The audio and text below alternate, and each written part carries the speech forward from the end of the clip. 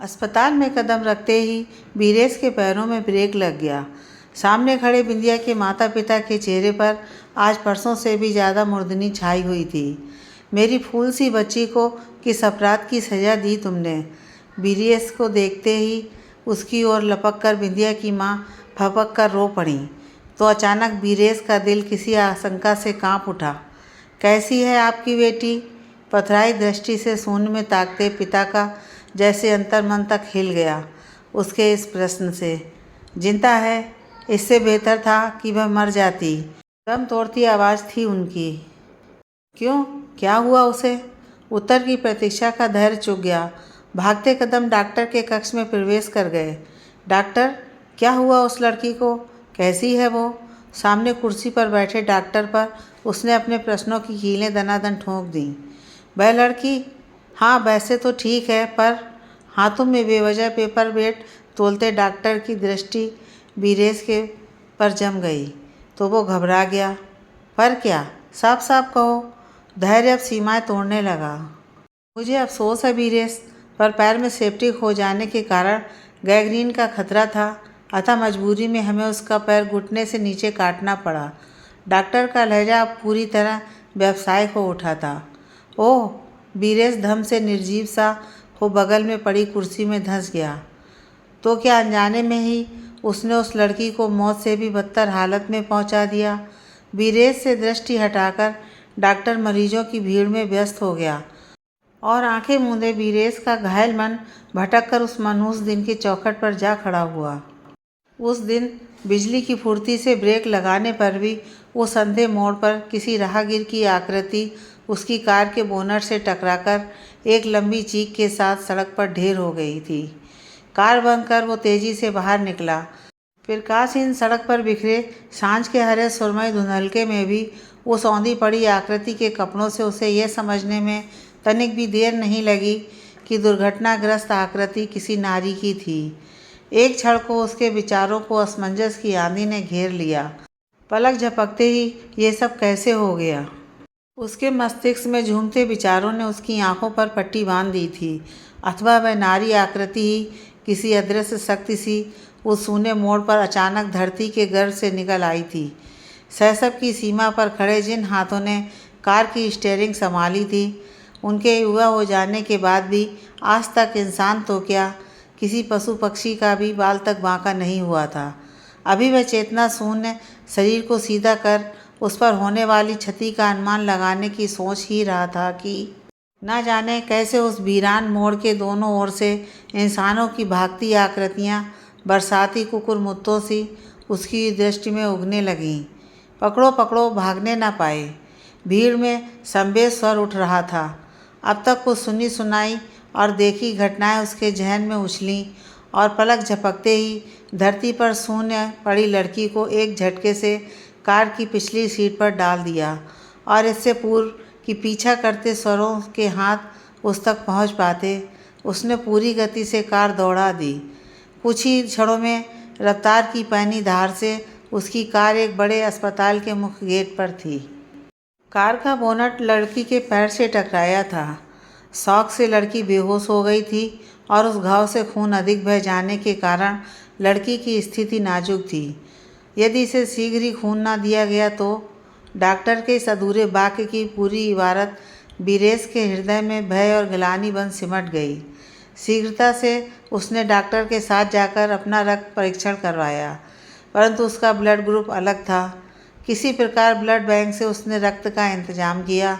इसी बीच लड़की के माँ बाप को भी इस दुर्घटना की सूचना मिल गई थी। अपनी बेटी के लिए रोती कलपती माँ ने अस्पताल पहुँचते ही बीरेश को लताड़ा था, पर डॉक्टर द्वारा अपनी बेटी के खतरे से बाहर होने की बात सुनकर तथा यह भी कि ये सब बीरेश के प्रयत्नों से ही संभव हो सका था, माँ के साथ खामोश पिता ने भी इसे केवल दुर्घटना मान अपनी दृष्टि से ही बीरेश के आगे संधि पत्र परोस दिया था। अस्पताल में उस लड़की के लिए हर प्रकार से बेहतर प्रबंध कर वो थका मांदा घर लौटा था। डॉक्टर बीरेश का अच्छा मित्र था, अतः वह अब उसकी ओर से पूर्ण आश्वस्त था। 2 दिन कार्य की व्यस्तता में ये घटना उसके जहन से उतर सी गई। पर आज दोपहर में जब डॉक्टर माथुर ने उससे फ़ोन पर कहा, बीरेश, मैं तुमसे बिंदिया के बारे में कुछ बात करना चाहता हूँ, तो वह चौंक पड़ा।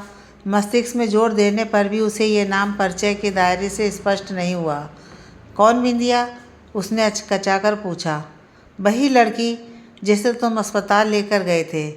डॉक्टर की बात ने उसकी चेतना को जैसे करारा झटका दिया। अच्छा, वो लड़की, क्या हुआ उसे? कुछ नहीं, बस तुम शाम को अस्पताल आ जाना। फ़ोन कट गया था।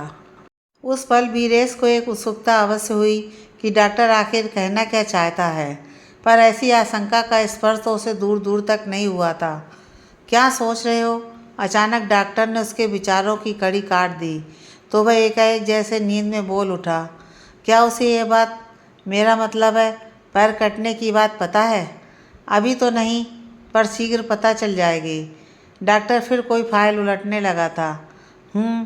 बीरेश के विचारों का ताना बाना बन रहा था। उसके विचारों में पश्चाताप भी था और एक नामाकूल सा भय भी। आखिरकार स्थिति का अंदाज़ा लगाने का निर्णय ले वह कुर्सी से उठ खड़ा हुआ। कहाँ जा रहे हो? डॉक्टर ने उस पर तेज नज़र डाली। उसी लड़की के पास, बीरेश ने गंभीरता से कहा। डॉक्टर कुछ चेतावनी देना चाहता था, पर बीरेश का चेहरा देख उसने चुप रहना ही बेहतर समझा। पर डॉक्टर के कमरे से बाहर निकलते ही बीरेश के आत्मविश्वास को झटका लगा था। उसे रह रहकर कभी स्वयं पर तो कभी उस अनदेखी लड़की पर क्रोध आ रहा था, जिसने ना जाने कहाँ से टपक कर उसकी अच्छी भली जिंदगी में समस्या खड़ी कर दी थी।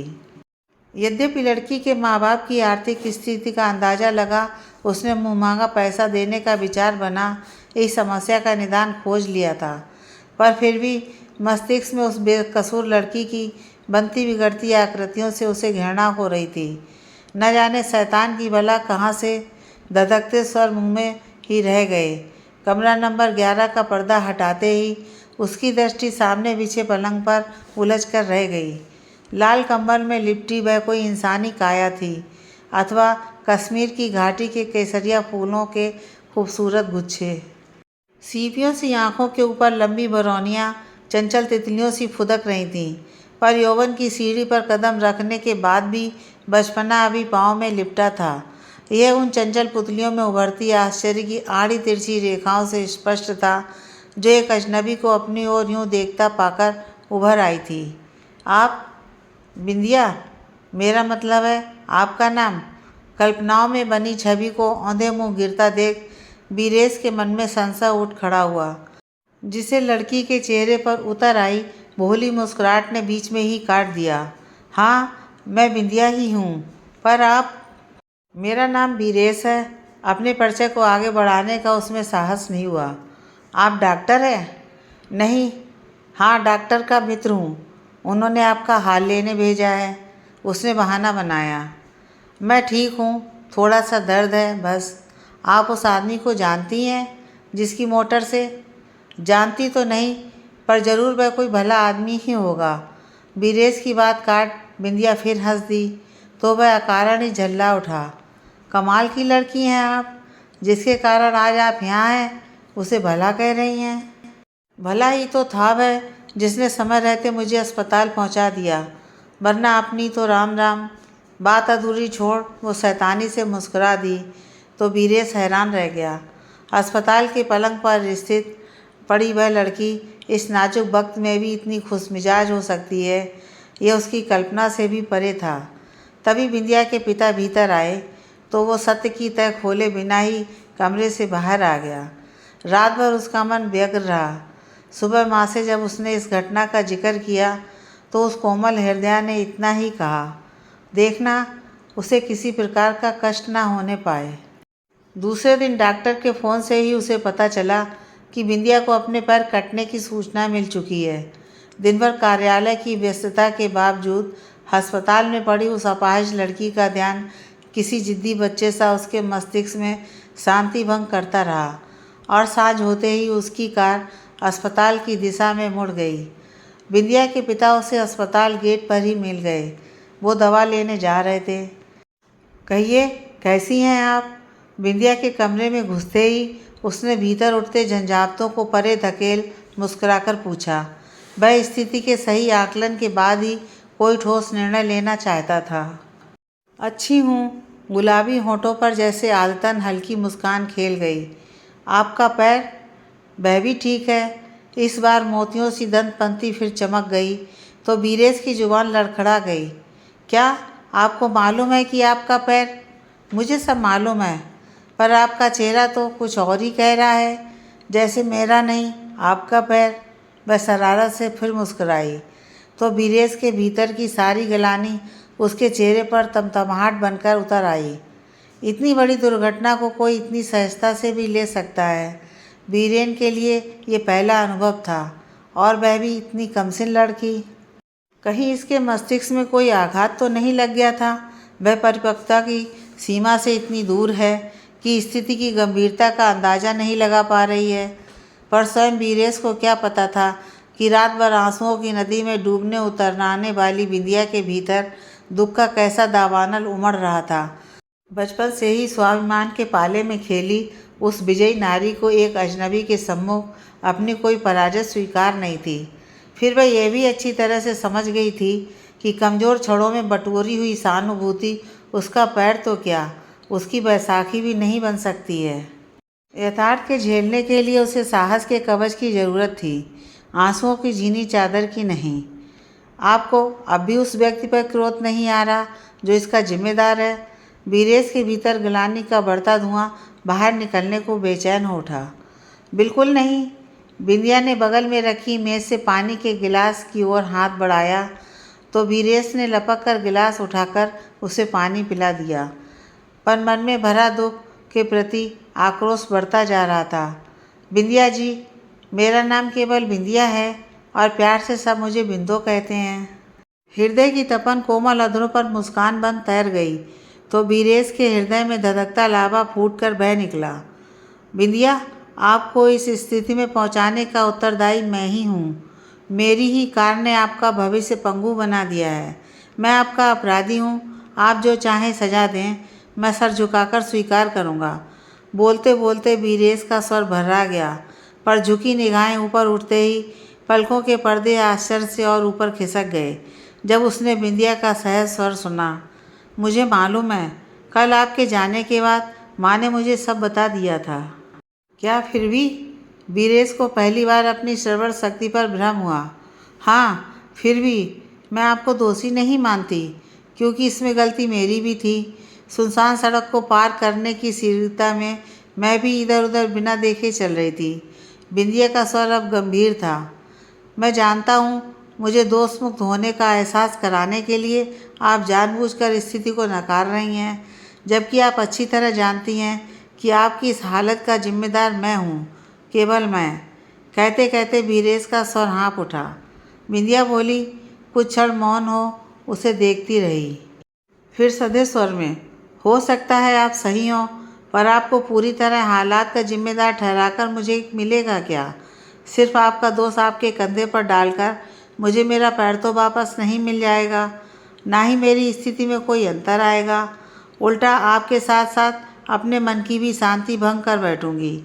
आपके मन की शांति? मैं कुछ समझा नहीं। हाँ, आपको अपनी स्थिति का जिम्मेदार मानकर जब भी मैं अपना पैर देखूंगी तो मेरे मन में आपके प्रति कड़वाहट फूटेगी, जिसका ताजहर मेरी जिंदगी के बचे खुचे चैन को भी नष्ट कर देगा। बिंदिया मुंह में सब जैसे जमकर रह गए। इतनी छोटी उम्र में इतनी समझदारी। एक कागज़ की मिल का मालिक और कई कंपनियों के प्रबंध संचालक के पद पर आसीन 26 वर्षीय बीरेश का विशाल व्यक्तित्व उस नाजुक कमसिन लड़की के सम्मुख अपनी ही दृष्टि में बौना हो उठा। वह उसकी महानता और दूरदृष्टि की बात सोच कर ही रहा था कि फिर वह बोल उठी। बस अब आपसे मेरी यही विनती है कि इस बात को यहीं ख़त्म कर दें। शब्दों में न जाने कौन सा आकर्षण था कि अगले ही पल बिंदिया के नाजुक हाथ बीरेश के हाथों की गिरफ्त में थे, समझौते की पहली शर्त के रूप में। उसके उपरांत बीरेश का नियम बन गया था, ऑफिस से लौटते ही वह सीधा बिंदिया के पास चला जाता, उसे तरह तरह की बातें सुनाकर हंसाता।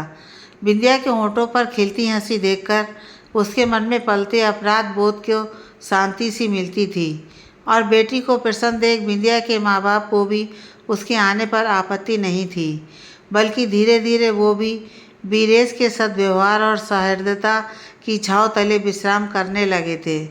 20 दिन अस्पताल में रहने के पश्चात बिंदिया को छुट्टी मिल गई। अस्पताल का सारा खर्च बीरेश ने ही बर्दाश्त किया था। उसके उपरांत भी कभी कभी वह उसके घर चला जाता था। बिंदिया के माँ बाप दोनों ही बड़े सरल और सहृदय व्यक्ति थे। पिता स्कूल में एक मामूली अध्यापक थे, परंतु उच्च विचारों की बहुत बड़ी पूंजी उन्होंने अपनी बेटी को विरासत में दी थी। उनकी 3 संतानों में बिंदिया सबसे बड़ी थी। वहीं पर बीरेश को मालूम हुआ कि आर्थिक विपन्नता होते हुए भी बिंदिया की खूबसूरती और मृदुल व्यवहार के कारण उसका रिश्ता एक अच्छे घराने में तय हो गया था। लड़का इंजीनियर था तथा किसी ट्रेनिंग में 6 माह के लिए विदेश गया हुआ था, जहाँ से लौटते ही विवाह होना था। बिंदिया की दुर्घटना की सूचना उन लोगों को भेज दी गई थी, पर अभी तक वहाँ से कोई उत्तर न आने से माँ बाप की चिंता स्वाभाविक थी। एक दिन वह बिंदिया के घर पहुँचा तो वहाँ का वातावरण देख स्तब्ध रह गया। माँ एक कोने में आंसू बहा रही थी और कोने में सर झुकाए बैठे पिता पर जैसे सुन्नता की छड़ी फिर गई थी। क्या हुआ माँ जी? अपनी उपस्थिति का भान कराते हुए उसने जोर से पूछा, तो उत्तर में एक मुड़ा तोड़ा कागज़ उन्होंने उसकी हथेली पर रख दिया। आंसुओं से धुलाई इबारत को एक ही सांस में पढ़ गया वो पत्र विद्या के भाभी ससुराल से था। सगाई की रस्म के उपरांत भी उन्होंने एक अपाहिज लड़की को अपने इंजीनियर बेटे की पत्नी बनाने से इनकार कर दिया था। बिंदिया जानती थी ये। उसने धीरे से पूछा, हाँ, मैं पड़ोस में गई थी। सोमेश और निशा स्कूल में थे। मैरी ने डाकिए से पत्र लेकर सीधा उसे ही थमा दिया था। सुनकर एक क्षण को मानव मन की कमजोरी बीरेश पर हावी हो गई। कहीं अब उसको ही बिंदिया के साथ घटित घटना का उत्तरदायी समझकर उसके माँ बाप उसके ही गले में बिंदिया को मरने का प्रयत्न ना करें। पर दूसरे ही पल अब तक देखे उनके निश्चल व्यवहार ने आगे बढ़ आत्मग्लानि के पानी से उस विचार को धो डाला और कुछ न पूछ वह सीधे बिंदिया के कमरे की ओर बढ़ गया। कैसी हो बिंदिया? ठीक हूँ। आंसुओं से धुंधलाई आंखों पर उसने पलकों के पर्दे डाल दिए। क्या अब भी तुम मुझसे घृणा नहीं करती? बीरेश ने सीधा उसकी आंखों में झांकने का प्रयास किया। घृणा? ओह, आप इस कागज़ के टुकड़े के संदर्भ में बात कर रहे हैं। उठी दृष्टि एक बारगी बीरेश के हाथ में दबे उस तुड़े मुड़े कागज़ पर ठहर गई। हाँ, पर यह तो होना ही था जिसे न आप रोक सकते थे और न मैं। जवाब में बीरेश कुछ और कहना चाहता था, पर बिंदिया का पहली बार संजीदगी भरा चेहरा देख उसका साहस जवाब दे गया और वह वहाँ से घर लौट आया। कुछ ही दिन के अंतराल में बिंदिया पुनः सामान्य जीवन जीने लगी। बैसाखी उसके शरीर का अभिन्न अंग जरूर बन गई थी, पर उसकी चपलता और गतिविधियों में किसी प्रकार बाधक नहीं थी। घर के कामकाज में हाथ बटाने के साथ ही उसने कॉलेज जाना भी शुरू कर दिया। अंग्रेजी में एमए का फाइनल वर्ष था। 1-2 बार बैसाखी के सहारे कॉलेज जाता देख बीरेश ने उसे कार में छोड़ने का प्रस्ताव रखा, तो दृढ़ किंतु मृदु शब्दों में उसने मना कर दिया। बीरेश जी, मुझे अपने वर्तमान के साथ सामंजस्य करने का मौका तो दो। मैं अपनी स्थिति के साथ समझौता कर सकती हूँ, उसके आगे घुटने नहीं टेकूंगी। सुनकर हैरान रह गया बीरेश। झेप भी महसूस हुई, क्योंकि हरदम सहायता का हाथ बढ़ा वह उसे अपाहिज होने का एहसास दिलाता है। बिंदिया की चपलता और हरदम प्रसन्न रहने वाली मुद्रा देख उसे भ्रम भी होता कि कहीं ये लड़की मुस्कुराहट की आड़ में अपने आंसू छिपाने का प्रयत्न तो नहीं कर रही। और एक दिन जब वह बिंदिया से यही प्रश्न कर बैठा तो उसने धीमे से अपना ही प्रश्न दाग दिया। अगर मैं कहूँ हाँ, ये सब दिखावा है, तो क्या करेंगे आप? क्या असली खुशी आप मेरे लिए ला सकते हैं? बीरेश को निरुत्तर देख वह फिर समझाने वाले अंदाज में बोली, बीरेश जी, बीता हुआ कल मुट्ठी से फिसल चुका है। चाहूँ भी तो उसे वापस नहीं ला सकती, और भविष्य उस बंद दरवाजे पर सर मारने के लिए मैं अपनी कल्पनाओं के पक्षी को नहीं छोड़ सकती। बस एक वर्तमान ही है जो मेरी पकड़ में है। उसे ही अच्छा या बुरा बनाना मेरे हाथ में है, तो क्यों ना उसे ही भरपूर जी लूँ। क्या पता आज की खुशबू मेरे कल को भी सुगंधित कर दे। बस मौन हो ताकता रह गया था वीरेश। हैरान था वो, चंचल थिरकती पुतलियों में इतनी दृढ़ इच्छा शक्ति और इतना असीमित आत्मविश्वास। इसी बीच माँ की जिद पर उसने अपने ब्याह के लिए जोर पकड़ते रिश्तों में कई लड़कियां देखीं, परंतु सुंदर बहू की कामना करने वाली माँ और प्रतिष्ठित घराने से संबंध बनाने के इच्छुक पिता की हर आकांक्षा पूरी होते देखकर भी पता नहीं क्यों वीरेश किसी रिश्ते पर स्वीकृति की थाप नहीं लगा पाया। हर बार चित्र सी सुंदर आकृति में कुछ खालीपन का एहसास होता था। और वो सुलक्षणा, मौसी के देवर की बेटी, जिसका कुछ माह पूर्व चित्र देखकर ही वो भाव विभूत हो गया था, यथार्थ में कहीं अधिक सुंदर थी। पर सामाजिक रीतियों के अनुपालन जब वह गुड़िया सी सजी धजी नजरें झुकाए चाय की ट्रे लेकर आई तो लगा जैसे भव्य कला कक्ष में खूबसूरत फूलों का कोई गुलदस्ता सजा दिया हो। दो क्षण मिले एकांत में उसने यूं ही औपचारिकता बस पूछ लिया, आपको मैं पसंद? बिना नजरें उठाए उसने जैसे टेप में भरे शब्द दोहरा दिए, मेरे माता पिता की पसंद ही मेरी पसंद है। सुनकर अकारण ही चिड़चिड़ा उठा वीरेश। मशीनों की तो उसके पास भी कमी नहीं थी जो बटन दबाते ही मनचाहा कर दे। अब एक और मशीन अपने घर में सजाकर क्या करेगा वह? पर हर रिश्ते को अस्वीकृत करने के बाद अपने से ही क्षुब्ध हो उठा था उसका मन। आखिर वह चाहता क्या है?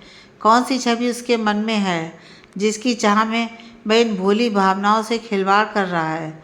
उलझते मन की गुत्थी जल्द ही सुलझ गई। लो मिठाई खाओ वीरेश।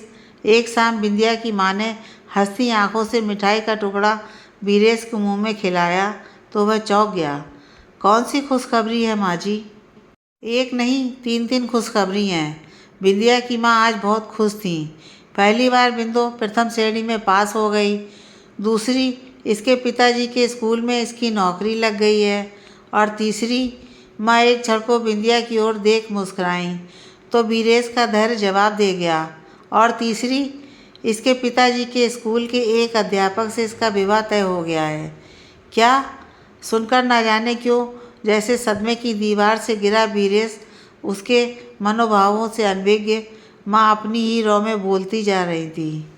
लड़के वाले अगली लगन में ही ब्याह करने को बोल रहे हैं। बस अब बिंदिया भी चली जाएगी। अच्छा, शब्द जैसे वीरेश के होंठों पर जमकर रह गए। वहाँ से लौटने के पश्चात रास्ते भर माँ के कहे शब्द वीरेश के मस्तिष्क में हथौड़े सी चोट करते रहे। बिंदिया चली जाएगी और इस चोट के साथ ही एकाएक एक कड़वी सच्चाई जैसे सारे पर्दे फाड़ मुंह उघाड़े सामने आ खड़ी थी।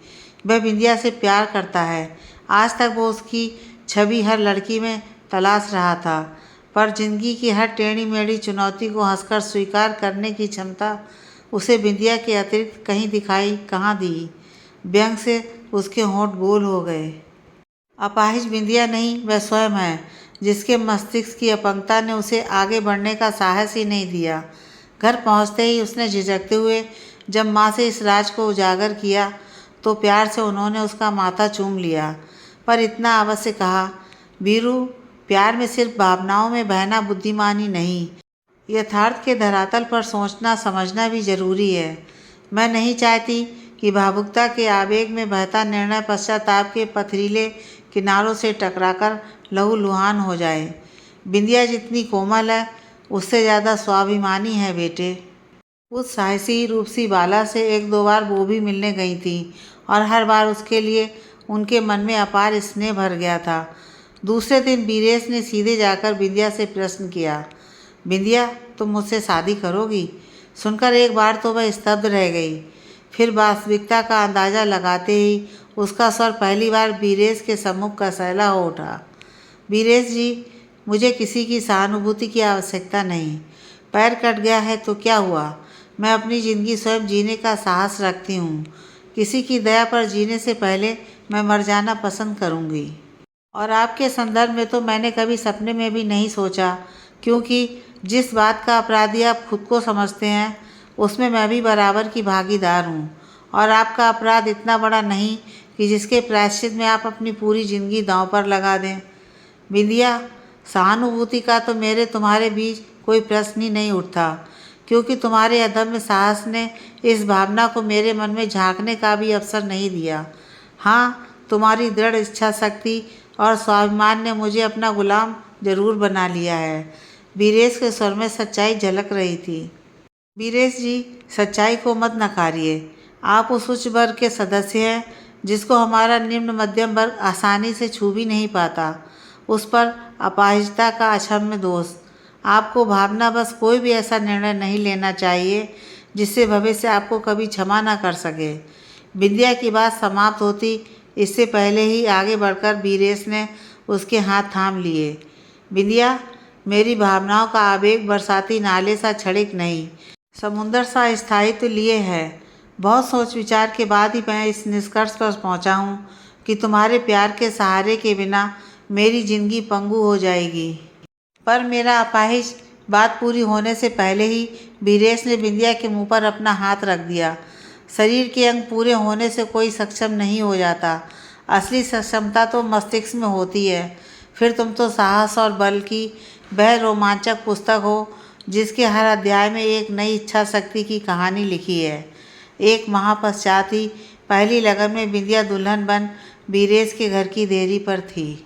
प्रथम रात्रि को दुल्हन का घूंघट उठाते हुए जब वीरेश ने मधुर स्वर में कहा, बिंदो, ये तो मैंने स्वप्न में भी नहीं सोचा था कि वह अंधा मोड़ मेरे जीवन में खुशियों के इतने दीपक जला देगा, तो अचकचाकर विंध्या ने पति के बक्ष में मुंह छुपा लिया। चंपई रंग पर लाज का ढेर सारा गुलाल बिखर गया था।